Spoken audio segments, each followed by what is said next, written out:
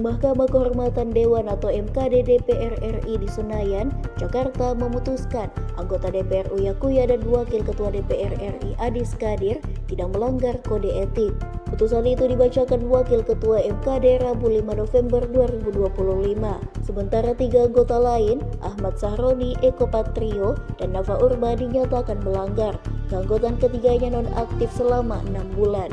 Dengan demikian, status Adis sebagai Wakil Ketua DPR RI setelah sebelumnya dinonaktifkan sejak September 2025 diaktifkan kembali. Mendengar itu, politikus Golkar tersebut tampak menunduk lama mengusap wajah lalu menghela napas panjang. Itu pula Uya Kuya statusnya aktif kembali. Seketika Uya Kuya yang sejak awal duduk tegap menatap majelis tak kuasa menahan haru.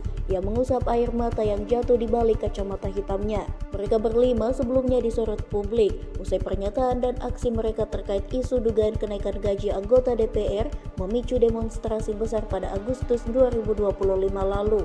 Ahmad Sahroni yang ditemui di luar ruang sidang terlihat tenang.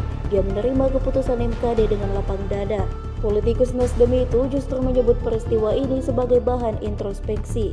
Download Tribun X sekarang, menghadirkan lokal menjadi Indonesia.